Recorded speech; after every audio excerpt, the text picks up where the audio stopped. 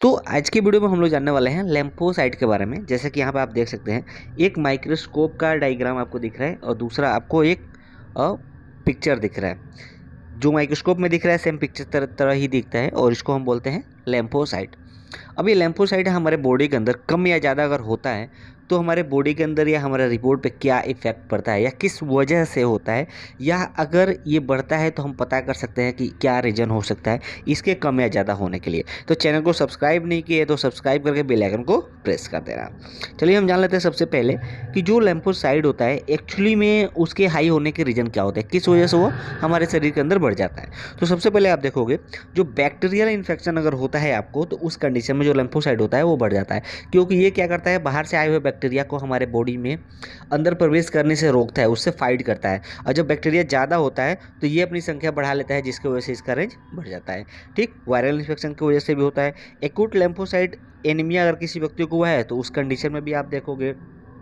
Chronic लैम्फोसाइट anaemia अगर है, leukaemia है तो उसमें भी हो सकता है।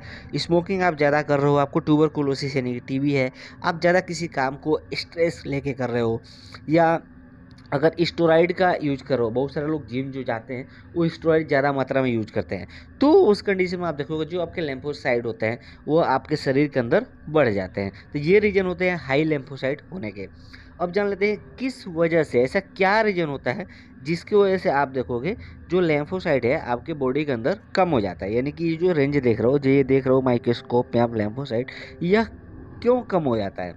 तो आप देखोगे सर्टेन वायरल इन्फेक्शन अगर किसी व्यक्ति को अचानक से किसी तरह की वायरल इन्फेक्शन अगर होता है तो उस कंडीशन में देखोगे जो लैम्फोसाइट होता है वह कम हो जाता है। आपको फीवर आ रहा है, फीवर ज़्यादा है, उस कंडीशन में भी आपका जो लैम्फोसाइट होगा वह कम हो जाएगा। आपको खांसी आ रही है, खांसी की कंडीशन में भी कम हो जाता है। आपके रनिंग नोज हो रहा है यानी कि नाकों का बहना, उस कंडीशन में भी देखोगे जो आपके शरीर में जो लैम्फोसाइट होता है उसकी संख्या कम हो जाती है। अगर किसी काम को लेकर स्ट्रेस करते हो या हेडेक लेते हो या सर में आपके दर्द बना रहता है तो ये एक साइन होता है कि हाँ इसके वजह से शायद आपके शरीर के अंदर जो लैम्फोसाइट का जो रेंज होता है वो लैम्फोसाइट शायद कम हो सकता है। तो ये कुछ रीजन होते हैं जो लोग माइक्रोस्कोप में नहीं देखेंगे देख सकते हैं कि लैम्फोसाइट आपके ब्लड के अंदर जब हम माइक्रोस्कोप पे चेक करते हैं तो कैसे दिखाई देता है।